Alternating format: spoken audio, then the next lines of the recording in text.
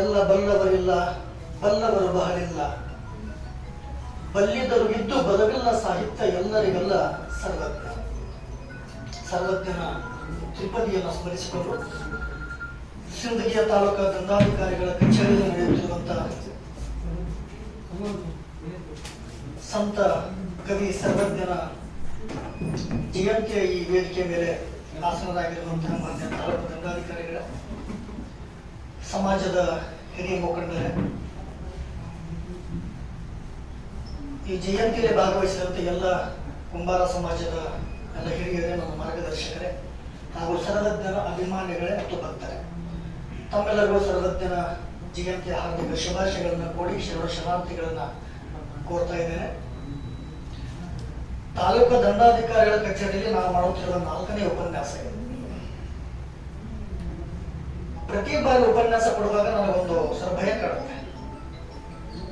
ಕೊಟ್ಟಿರುವ ವಿಷಯವನ್ನ ದಂತಕಥೆಗಳ ಮೂಲಕ ಪುರಾಣ ಹೇಳಿ ಹೋಗುವುದ ಉಪನ್ಯಾಸ ಅಂತಂದ್ರೆ, ಅಥವಾ ಆ ವ್ಯಕ್ತಿಯ ಬಗ್ಗೆ ಆ ವಿಷಯದ ಬಗ್ಗೆ ವೈಜ್ಞಾನಿಕವಾಗಿ ವಿಮರ್ಶೆ ಮಾಡೋದ ಉಪನ್ಯಾಸ ಅಂತ. ನಮಗೆ ಕೊಟ್ಟಿರೋ ಜವಾಬ್ದಾರಿಯನ್ನು ಆ ವೇದಿಕೆಗೆ ಸ್ಪಷ್ಟವಾಗಿ ಒಂದು ಕ್ಲಾರಿಟಿ ಕೊಡೋದಕ್ಕಾಗತ್ತಾ ಅನ್ನೋ ಭಯ ನನಗೆ ಮೊದಲಿಂದಲೂ ಕಾಡುತ್ತೆ. ಸರ್ವಜ್ಞನ ವಿಷಯದಲ್ಲೂ ನನಗೆ ಹಾಗೆ ಪ್ರಶ್ನೆಗಳಿವೆ. ಸರ್ವಜ್ಞನ ಹುಟ್ಟಿನ ಬಗ್ಗೆ, ಸರ್ವಜ್ಞನ ಮೂಲದ ಬಗ್ಗೆ, ಸರ್ವಜ್ಞನ ಗುರು ಯಾರು ಅನ್ನೋದರ ಬಗ್ಗೆ, ಸರ್ವಜ್ಞನ ಮೂಲ ಹೆಸರೇನು ಅನ್ನೋದರ ಬಗ್ಗೆ, ಸರ್ವಜ್ಞನ ಹುಟ್ಟಿದ ಊರು ತಾಯಿ ತಂದೆಯ ಬಗ್ಗೆ, ಸರ್ವಜ್ಞನ ಅಂತ್ಯದ ಬಗ್ಗೆ, ಸರ್ವಜ್ಞನ ಆರಂಭದಿಂದ ಹಿಡಿದು ಅಂತ್ಯದವರೆಗೂ ಇರುವಂತ ವಿಷಯಗಳೇನಿದೆಯಲ್ಲ ಎಲ್ಲದರ ಬಗ್ಗೆ ನನಗೆ ಇನ್ನೂರಿಗೂ ಕ್ಯೂರಿಯಾಸಿಟಿ ಇದೆ, ಪ್ರಶ್ನೆಗಳಿವೆ. ನಾನು ಈ ಉಪನ್ಯಾಸ ಕೊಡಬೇಕಾದ್ರೆ ನಾವು ನೀವೆಲ್ಲರೂ ಬಹಳ ಕಾಲದಿಂದ ಸರ್ವಜ್ಞನ ಬಗ್ಗೆ ಕೇಳಿಕೊಂಡು ಬಂದಿರುವಂತ ಒಂದಿಷ್ಟು ದಂತಕಥೆಗಳು ಅಥವಾ ಕಟ್ಟುಕಥೆಗಳು ಅಥವಾ ಇಬ್ಬಗೆಯ ನೋಟ ಅಂತ ಕರಿತೀವಿ, 2 ಬಗೆಯ ಅಭಿಪ್ರಾಯಗಳು, ಅದೆಲ್ಲವನ್ನು ಕೇಳ್ತಾ ಬಂದಿದ್ದೀವಿ. ಮುಂದೆ ಹಾಗೇನೆ ಹೇಳ್ಕೊತಾ ಹೋಗ್ತೀವಿ. ಹೀಗೆ ಸರ್ವಜ್ಞನ ಬಗ್ಗೆ ನನಗೆ ಓದುವಾಗ ತಿರುಳುಗನ್ನಡದ ತಿರುಕ ಅಂತ ಕರಿತೀವಿ. ತಿರುಳುಗನ್ನಡದ ತಿರುಳುಗನ್ನಡ ಅಂತಂದ್ರೆ ಏನು? ಸಾರವತ್ತಾದ ಕನ್ನಡ ಭಾಷೆ, ಸಾರವತ್ತಾದ ಭಾಷೆ. ಹಾವೇರಿ ಜಿಲ್ಲೆ ಕಡೆ ಪಕ್ಕ ತಿರುಳುಗನ್ನಡ ಭಾಷೆ ಮಾತಾಡುವಂತ ಜನರಿದ್ದಾರೆ.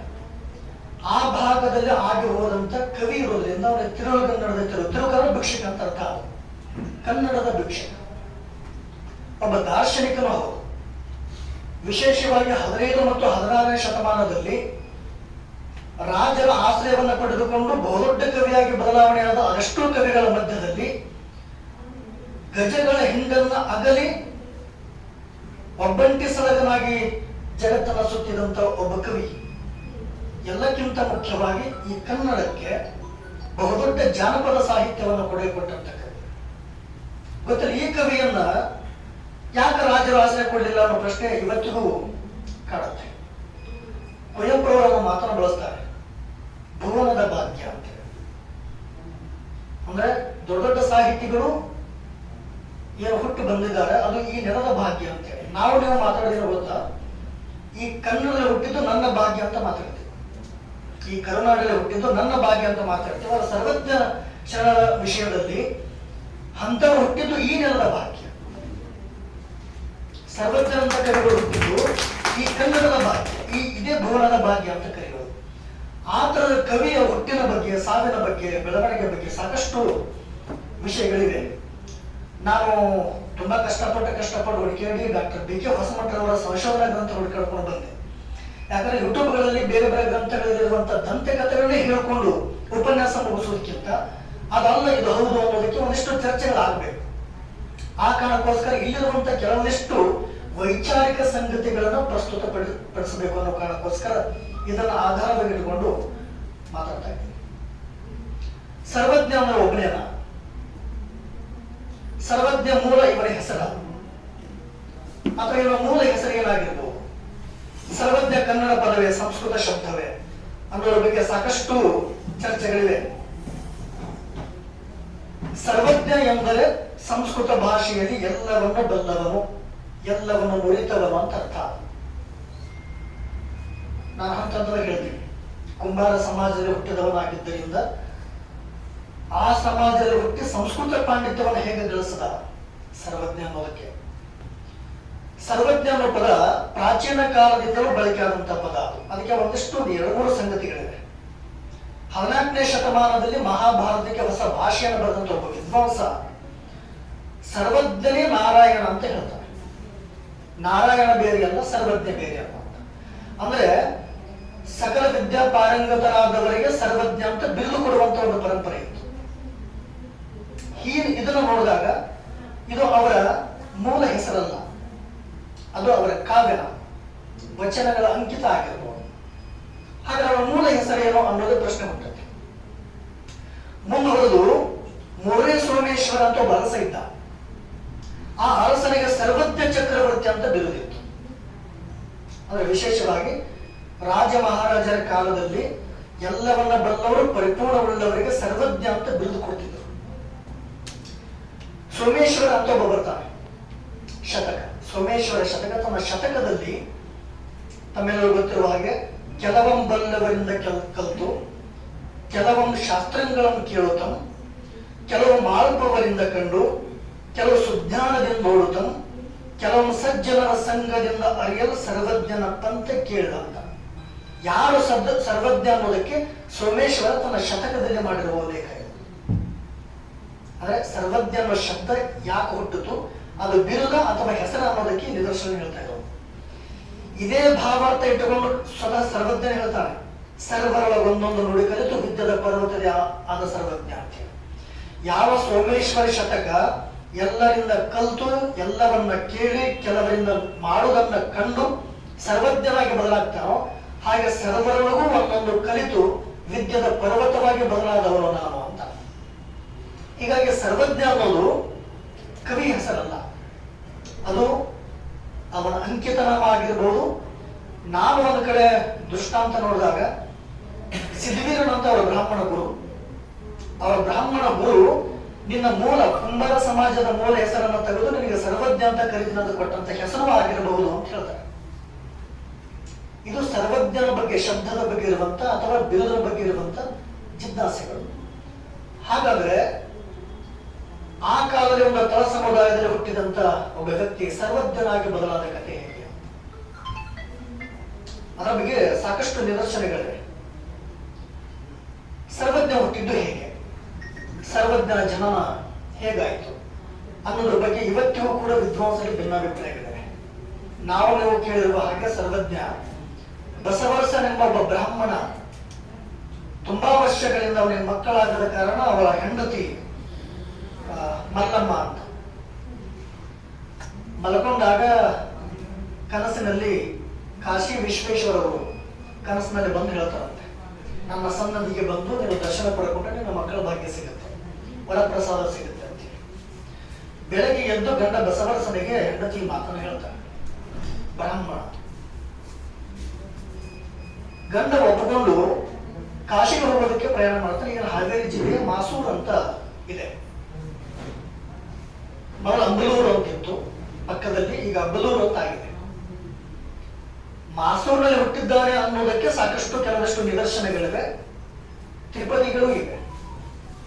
ಅಂಬಲೂರಿನಲ್ಲಿ ಹುಟ್ಟಿದ್ದಾನೆ ಅನ್ನೋದಕ್ಕೂ ಒಂದಿಷ್ಟು ನಿದರ್ಶನಗಳಿವೆ. ನಾ ಎರಡನ್ನೂ ಪ್ರಸ್ತಾಪ ಮಾಡ್ತೀನಿ. ಬಸವರಸ ಬೆಳಗ್ಗೆ ಎದ್ದು ಕಾಶಿ ಪ್ರಯಾಣವನ್ನ ಬೆಳೆಸ್ತಾನೆ.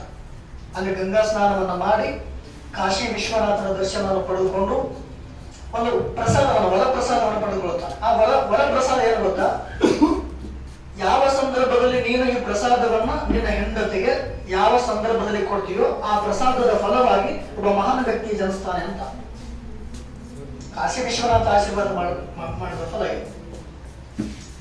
ತಗೊಂಡು ವಾಪಸ್ ಊರಿಗೆ ಬರ್ತಿರ್ಬೇಕಾದ್ರೆ ಅಂಬಲೂರಿನಲ್ಲಿ ಜೋರಾಕಾರ ಮಳೆ, ಗುಡುಗು, ಸಿಡಿಲು, ಮಧ್ಯದಲ್ಲಿ ಒಂದು ನದಿಯಾಗಿ ಹರಿಯುತ್ತಿರುವಂತ ಹಳ್ಳ.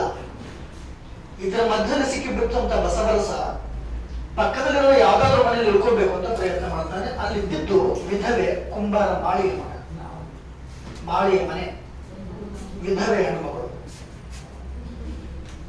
ಮೊದಲು ಹಸಿವಾಗಿದೆ, ಏನೋ ಅಡಿಗೆ ಮಾಡ್ಕೋಬೇಕು ಅನ್ನೋ ಕಾರಣಕ್ಕೋಸ್ಕರ ಹೋಗಿ ಮಡಿಕೆ ಕೇಳದ ಅಂತ ಹೇಳ್ತಾರೆ. ಮಡಿಕೆ ತಗೊಂಡು ಅವರು ವಾಪಸ್ ಬರ್ತಿರ್ಬೇಕಾದ್ರೆ ಹೊರಗಡೆ ಜೋರಾಕಾರ ಮಳೆ ಇತ್ತು, ಇರೋದಕ್ಕೆ ಜಾಗ ಇರಲಿಲ್ಲ, ವಾಪಸ್ಸು ವಿಧಿ ಇಲ್ಲದೆ ಅದೇ ಮನೆಗೆ ಹೋದ. ಅವರಿಬ್ಬರ ಮಧ್ಯದಲ್ಲಿ ಸಂಭಾಷಣೆಯಾಗಿ ಒಬ್ಬರಿಗೊಬ್ಬರು ಆಕರ್ಷಣೆಯಾಗಿ ಅಲ್ಲಿ ಮಿಲನ ಆಯಿತು. ಆಗ ಹುಟ್ಟಿದ ಮಗ ಸರ್ವಜ್ಞ ಅಂತ ಒಂದು ಕಥೆ ಇದೆ. ಇದು ನಿಮ್ಮೆಲ್ಲರೂ ಗೊತ್ತಿದೆ.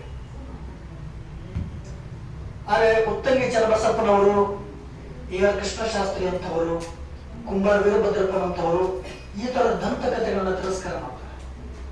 ಸರ್ವಜ್ಞ ಅಂತ ಒಬ್ಬ ಮಹಾಕವಿ, ಈ ನೆಲದ ರತ್ನ ಅದು. ಅವರ ಹುಟ್ಟು ಹೀಗಿರೋದಕ್ಕೆ ಸಾಧ್ಯ ಇಲ್ಲವೇ ಇಲ್ಲ. ಅವರ ಅಲ್ಲಗಳದ್ದು ತುಂಬಾ ಸಂಶೋಧನಾತ್ಮಕ ಕೆಲವೊಂದು ತ್ರಿಪದಿಗಳನ್ನು, ವಚನಗಳನ್ನು ಅವರು ಉಲ್ಲೇಖ ಮಾಡಿದ್ದಾರೆ. ನನ್ನಿಂದ ತಪ್ಪಾಯಿತು ಅಂತ ಹೇಳಿ ಬಸವರ್ಷ ಬೆಳಗ್ಗೆದ್ದು ಹೋದ. ಮುಂದೆ 9 ತಿಂಗಳವರೆಗೆ ಕಷ್ಟಪಟ್ಟು ಅವಮಾನಗಳನ್ನು, ಸಮಾಜದ ತಿರಸ್ಕಾರಗಳನ್ನು ಅನುಭವಿಸಿದವರು ಆ ಹೆಣ್ಣುಮಗಳು, ಕುಂಬಾರ ಸಮುದಾಯದ ಹೆಣ್ಣುಮಗಳು. 9 ತಿಂಗಳ ನಂತರ ಒಬ್ಬ ಮಗುವಿಗೆ ಜನ್ಮವನ್ನು ಕೊಡ್ತಾಳೆ. ಇಲ್ಲೊಂದು ವಚನ ಇದೆ, ಮಕ್ಕಳೆಲ್ಲರನ್ನು ಅಕ್ಕಮಲ್ಲಮ್ಮನು ತಕ್ಕುವ ಬಸವರಸನ ಅರುಹಲು ಕಾಶೆ ಮುಕ್ಕಣ್ಣ ನೊರೆದ ಸರ್ವಜ್ಞ ಅಂತ. ಸರ್ವಜ್ಞನ ಹೆಸರಿನಲ್ಲಿ ಇರುವಂತಹ ಕಥೆ. ಬಸವರಸನಿಗೆ ಮಕ್ಕಳಿರಲಿಲ್ಲ, ಕಾಶಿ ವಿಶ್ವನಾಥ ಒಲದ ಅವನಿಗೆ ಒಲಿದಂತ ಸರ್ವಜ್ಞ ಮಗ ಇವನು ಅಂತ ಹೇಳಿ. ಮಾಸೂರು ಬಸವರಸ ಕೂಸನೀಶನ ಕೇಳೆ. ಮಾಸೂರಿನ ಬಸವರಸ ಕಾಶಿನಾಥನ ಹೋಗಿ ಕೇಳ್ತಾನೆ, ಕಾಶಿಯ ಅಭವನೋಳು ಪಡೆದು ಒಳಬದು ಸೋಸಿತಂತೆರಲು ಸರ್ವಜ್ಞ ಅಂತ. ನನಗೆ ಪ್ರಶ್ನೆ ಹುಟ್ಟುವುದು ಏನು ಅಂತಂದ್ರೆ, ಅಪ್ಪಡ ಕುಂಬಾರ ಸಮುದಾಯದಲ್ಲಿ ಹುಟ್ಟಿದ ಕವಿ ಆಗಿದ್ರೆ ಬಸವರಸನಿಗೆ ಹುಟ್ಟಿದ ಮಗ ಅಂತ ಈ ಸರ್ವಜ್ಞ ಬರೋದಕ್ಕೆ ಸಾಧ್ಯ ಇದೆಯಾ ಅಂತ. ಅಲ್ಲ ಅನ್ನೋದಕ್ಕೆ ಒಂದು ನಿದರ್ಶನಗಳಿವೆ, ಹೇಳ್ತೀನಿ ನಾನು. ಬಟ್ ನಾವು ಇದನ್ನೆಲ್ಲ ಅರ್ಥ ಮಾಡ್ಕೋಬೇಕು. ಯಾವ ಕಾರಣಕ್ಕೂ ಮುಂದೆ ಯಾವ ಸಮುದಾಯದವರು ಕೂಡ ಒಬ್ಬ ಬ್ರಾಹ್ಮಣ ವ್ಯಕ್ತಿ ಮತ್ತು ಕುಂಬಾರ ಮಾಳೆಯ ಮಗನಾಗಿ ಹುಟ್ಟಿದ ಅನ್ನುವ ಕಥೆಗಳು, ದಂತಕಥೆಗಳು ಇನ್ನೊಬ್ಬ ನಾಲಿಗೆ ಮೇಲೆ ಬರೆಯಬಾರದು. ಒಬ್ಬ ಕವಿಗೂ ಒಬ್ಬ ಸರ್ವಜ್ಞರಿಗೂ ಮಾಡುವ ಅವಮಾನ ಇದು. ಯಾಕೆ ಅನುಭವ ಅನ್ನೋದಕ್ಕೆ ಮೊದಲು ನಿದರ್ಶನ ಹೇಳ್ತೀನಿ ನಾನು. ಅವರೇ ಬರುವಂತ ಕೆಲವಷ್ಟು ವಚನಗಳು ನೀವೇನು ಓದಿದ್ದೀವಿ. ಸರ್ವಜ್ಞರ ತ್ರಿಪದಿಗಳು ಮತ್ತು ವಚನಗಳು ಯಾವ ಸರ್ವಜ್ಞನೇ ಬರೆದಂತ ವಚನಗಳಲ್ಲ, ತ್ರಿಪದಿಗಳು ಅಲ್ಲ.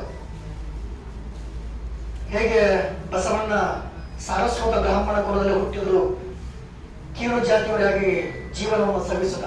ಅದರ ಫಲವಾಗಿ ಅವರು ಸಿಕ್ಕಂತ ಕೊಡುಗೆಯಾದರೂ ಏನು ಸಮಾಜಕ್ಕೆ ಅನ್ನೋದು ಗೊತ್ತಿದೆ. ಕಲ್ಲು ಹೊಡೆದು ಸಾಯಿಸಿದ್ರು ಅಂತ ಹೇಳ್ತಾರೆ. ಕುದ್ಮಲ್ ರಂಗರಾವ್ ಅಂತಿದ್ದ 18ನೇ ಶತಮಾನದಲ್ಲಿ ಸಾರಸ್ವತ ಬ್ರಾಹ್ಮಣ ಕುಟುಂಬದಲ್ಲಿ ಹುಟ್ಟಿ ತಳ ಸಮುದಾಯದವರ ಏಳಿಗೆಗೋಸ್ಕರ ತನ್ನ ಸಮುದಾಯವನ್ನು ತೊರೆದು ಬಂದವರು.